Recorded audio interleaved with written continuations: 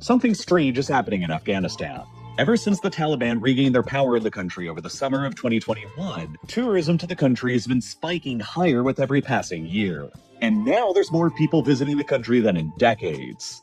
In 2021, the year that the Taliban triumphantly returned back to power again through a shocking military offensive, only 691 people from abroad were brave enough to visit the country as tourists. The next year, in 2022, those numbers more than tripled to about 2,300 tourist visits. And in 2023, the numbers tripled again to around 7,000 tourist visits. In 2024, the numbers continued increasing with 9,000 tourist visits, and in just the first 3 months of 2025 alone, more than 3,000 tourists have visited the country, exceeding the numbers who visited throughout the entire year of 2022 and setting Afghanistan on track to break 2024's record with the 4th year in a row of continuous tourism growth since the Taliban reconquest. And with promotional tourism ads to the country, the Taliban is pumping out like this one. How could you even resist? We have one message for America. Welcome to Afghanistan. Now that is a great ad if you ask me, but all of these tourist visits to Afghanistan are taking place despite the fact that virtually all Western governments, including the US and UK, still maintain the highest level of travel advisory for the country and urge all of their citizens to avoid all travel there. So what exactly is going on here? Why are so many Westerners suddenly traveling to Afghanistan in the thousands? And why does the Taliban, infamously reclusive and totalitarian, even want all of these Westerners visiting in the first place? Tourism to Afghanistan used to be a lot more popular with Westerners in the past. Setting aside all of the political turmoil and strife, the country's landscape is spectacularly beautiful with soaring mountains, wide valleys, and crystal clear blue lakes. Among the most gorgeous landscapes in the country that rivals all of the best national parks in the United States is Bandi Amir National Park, which was the first national park established in Afghanistan during the US occupation era in 2009. It is sometimes known as the Grand Canyon of Water, and its shimmering crystal blue waters contrast magically with the surrounding rock cliffs. It's a truly beautiful area, but in a sign of what makes visiting Afghanistan so troublesome today, the Taliban has banned all of their women from ever visiting this national park and restricts it only for men. Between the 1950s and 70s, there was a popular overlanding journey developed among the hippie subculture in Europe that came to be known as the Hippie Trail, which took thousands of Westerners through Afghanistan on their way to India and Thailand. This route introduced tons of Western tourists to Afghanistan for decades, but of course, this journey was only possible during a relative era of stability in Western and Central Asia that wouldn't last for long. It all began falling apart in the late 1970s, with the Communist Revolution in Afghanistan in 1978, the Islamic Revolution in Iran the following year in 1979 that overthrew the previously pro-Western regime there, and then the Soviet invasion of Afghanistan later that year that threw the country into more than 4 decades of continuous warfare, all of which basically eliminated the path for hippies to take directly overland anymore. It also didn't help that after the Taliban first took over Afghanistan later in the 1990s, they basically just did about everything they could to discourage tourism even further. At the crossroads of civilizations for thousands of years in Central Asia, Afghanistan has an extremely rich culture and an abundant potential for historical tourism too. Perhaps the most well-known historical wonder in the country that could have attracted a large amount of tourism in an alternate timeline were the Bamiyan Buddhas, a pair of monolithic Buddha statues carved into the side of a mountain relatively nearby to the Afghan capital, Kabul, that for centuries were among the tallest statues found anywhere in the world. They are believed to have been painstakingly carved out of the mountain face more than 1,600 years ago, sometime around the 6th century AD, with a shorter Buddha standing about 38 meters high and a taller Buddha standing about 55 meters high, substantially taller than the Statue of Liberty itself is. This taller Buddha was probably the second tallest statue in the world for more than 1,500 years until the mid-20th century, when modern technology finally enabled the construction of a bunch of taller statues. The only other statue that remained behind for most of those 1,500 years of history was the Leshan giant Buddha, which was itself also painstakingly carved out of a mountain across an entire century in China that was completed in 803 AD, and which stands at 71 meters in height. Historically, Buddhism had been a major religion present in Afghanistan for well over a millennia, until it was weakened by the Islamic conquest in the 8th century and was finally extinguished by the Mongol invasions in the 13th century, leaving Islam behind as the overwhelmingly dominant faith in the country ever since. For nearly all of the history of Islamic rule in Afghanistan, the Bamiyan Buddhas were either accepted or tolerated due to their historical significance. But controversy still persisted over their presence nonetheless, owing to Islam's own general restrictions on depicting the human form in art and statues, and the fact that the statues eventually came to represent idols from a long-gone religion in the region. In the 17th century, long before the Taliban, the Muslim Mughal Emperor Aurangzeb was the first to order the statues' destruction on religious grounds and briefly had his artillery open fire on them. While they caused damage, they weren't powerful enough to destroy the statues outright since they were carved out of a literal mountain. And so Aurangzeb essentially gave up trying. But his attempt to do so would later be invoked as a precedent by the Taliban centuries later in the 1990s during their own decision to destroy the statues too.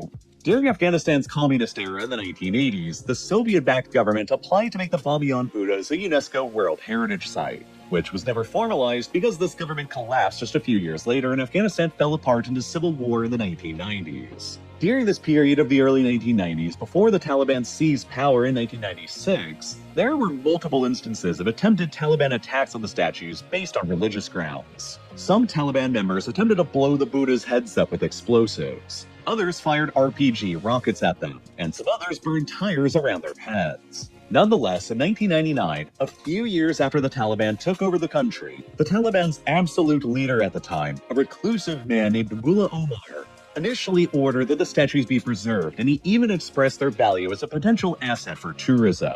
Nonetheless, just a couple years later in March of 2001, the Taliban suddenly reversed its course and declared that all statues depicting humans throughout the entire country would be destroyed based on the religious grounds that they were idolatrous, including the by then 1,600-year-old Bamiyan Buddhas. This sparked a major international crisis at the time that was quickly forgotten about because it was almost immediately overshadowed by the 9/11 attacks just a few months later.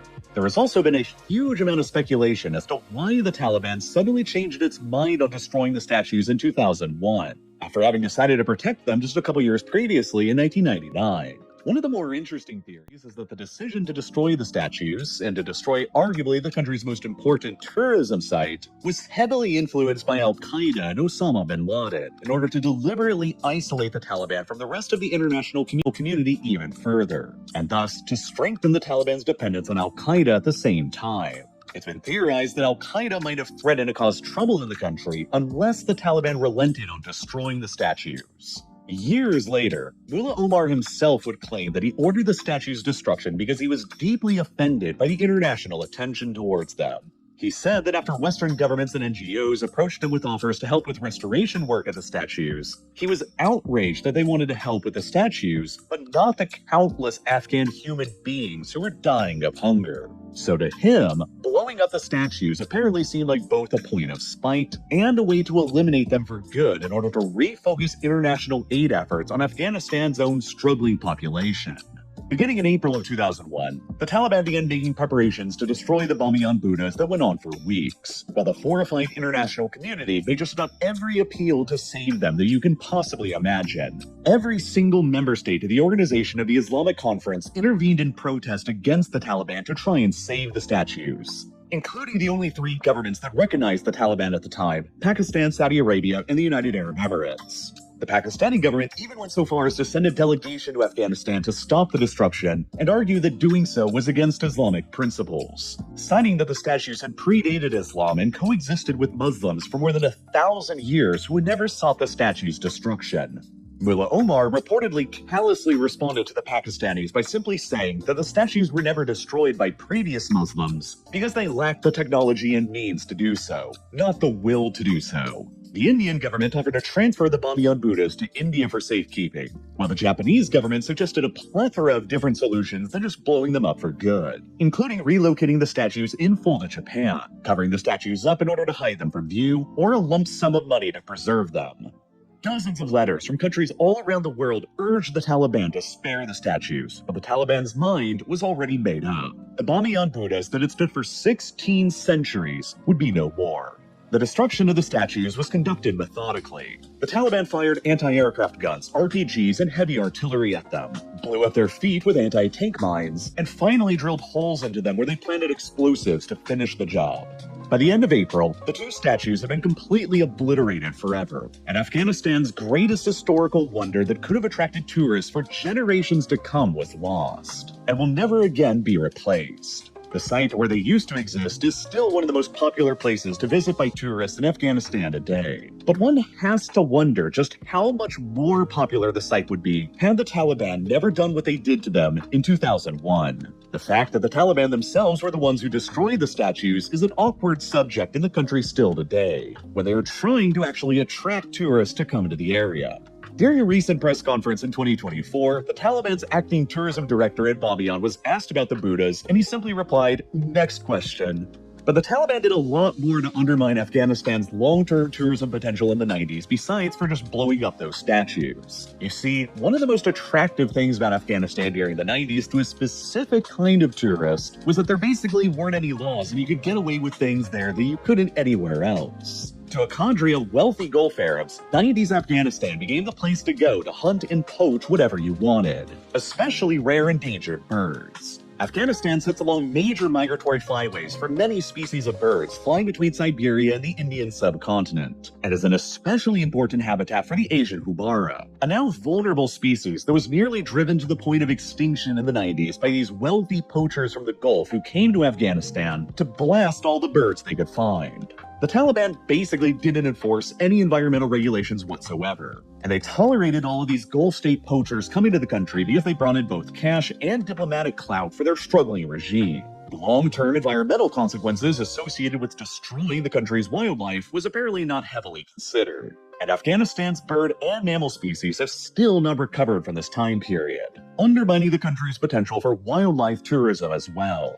The continuation of the Afghan civil war, even after the Taliban seized power in 1996, the regime's brutal treatment of women, its international isolation, and their hosting of al-Qaeda all meant that tourism to the country by Westerners remained very low. And then came the 9/11 attacks, the subsequent US invasion of Afghanistan, and another 20 years of occupation and warfare, where the Taliban became an insurgent force that disincentivized tourism even further. After more than 4 decades of nearly constant warfare and strife, the Taliban managed to overthrow the US-backed government in Afghanistan over the summer of 2021 and returned back to power again, bringing a sort of brutal stability to the country for the first time in generations. Rapidly after regaining control, the Taliban began reinforcing their extremely harsh restrictions on women and girls in the country again, to the point where some observers have labeled it a form of gender-based apartheid.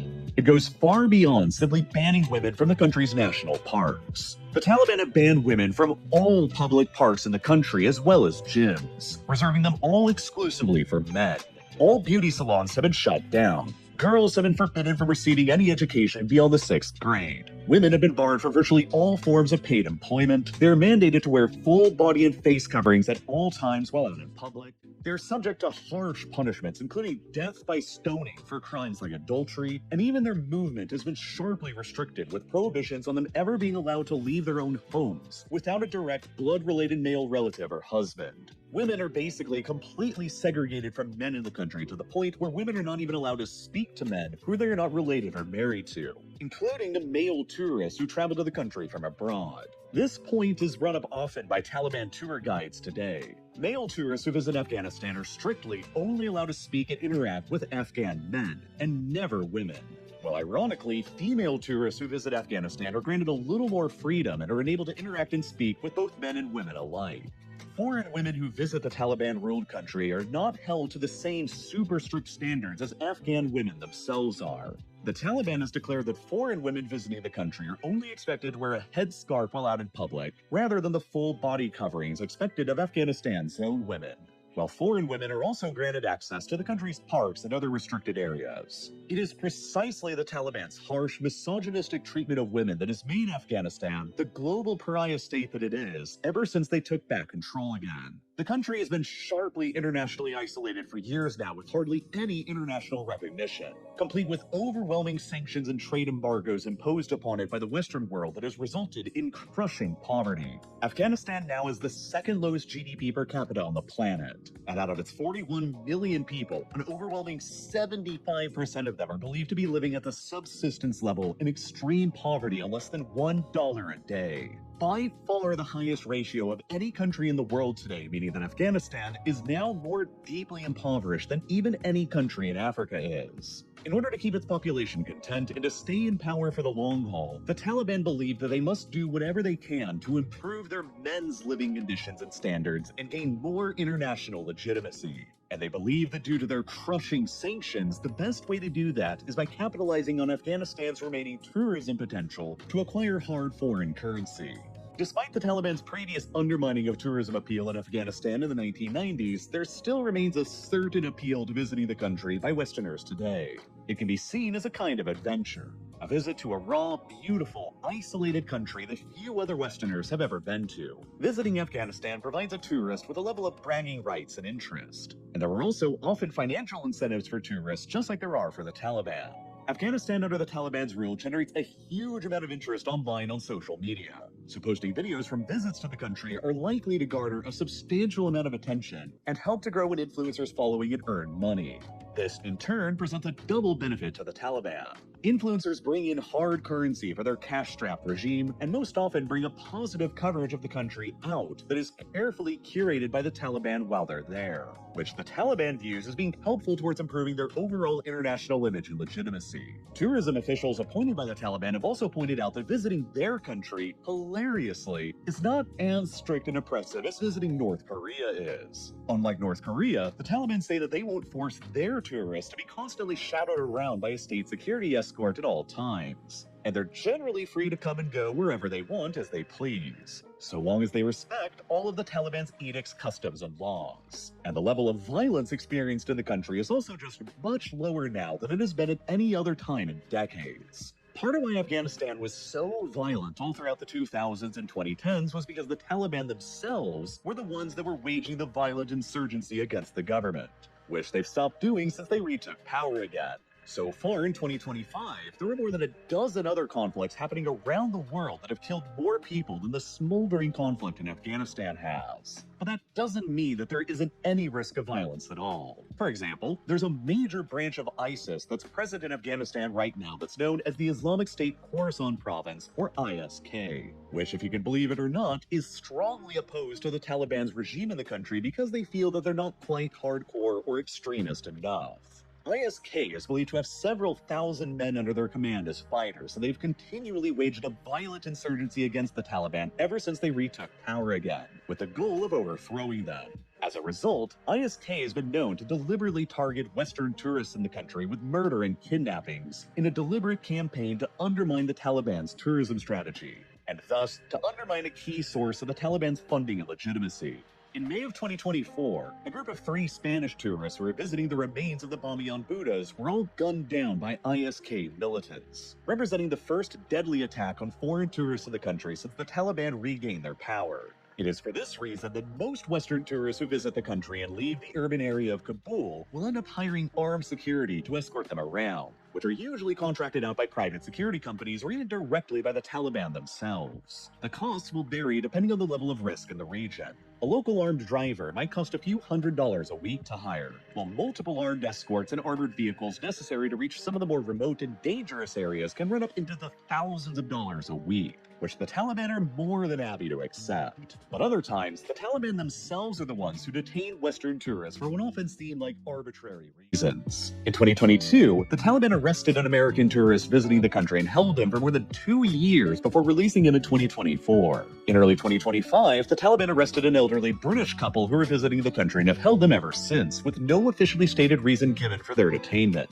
It's for these reasons why virtually all Western countries continue maintaining a maximum do not travel advisory for the country. But nonetheless, it's fairly straightforward to do so if you actually want to. Tourist visas to Afghanistan can be easily, cheaply, and quickly acquired at the Taliban-run consulate in and Dubai, while cheap flights from Dubai and Istanbul fly directly to Kabul multiple times a week. You only have to accept that when you travel to Afghanistan, you do so at your own risk, and you're placing yourself at the mercy of the Taliban and their laws. It's also probable that the pace of tourism to Afghanistan will continue growing at the same pace as the Taliban's legitimacy as well. Once shunned by the entire rest of the world, cracks are beginning to form in the international community's resolve to keep the Taliban isolated. Very recently, in July of 2025, Russia took the unprecedented step of becoming the very first country to formally recognize the Taliban as Afghanistan's legitimate government, complete with the raising of the Taliban's white and black flag at the Afghan embassy in Moscow. Russia's decision to do so was driven by a plethora of complicated factors. Ever since invading Ukraine, Russia has faced a cascade of major geopolitical setbacks in the Middle East and Central Asia. Its close ally in Syria was finally overthrown, while Western governments rapidly recognized and embraced its Islamist replacement. It failed to intervene to save its treaty ally Armenia from crushing military defeats against Azerbaijan in 2020 and again in 2023, and then suffered through the humiliation of a US-backed peace agreement between them in 2025 that undermined Russia's centuries of historic influence in the South Caucasus. It failed to respond to Israel and America's bombing campaign of its other regional ally, Iran, over the summer of 2025 as well. Russia therefore felt pressured that it needed to take bold steps in order to restore its image as a global great power that can still set the international agenda in this region. And what better way to do that and anger its enemies in the West at the same time than by setting the precedent for recognizing the Taliban's government in Afghanistan? Russia also hopes that by becoming friendly with the Taliban, their regime will allow Russia to one day construct natural gas pipelines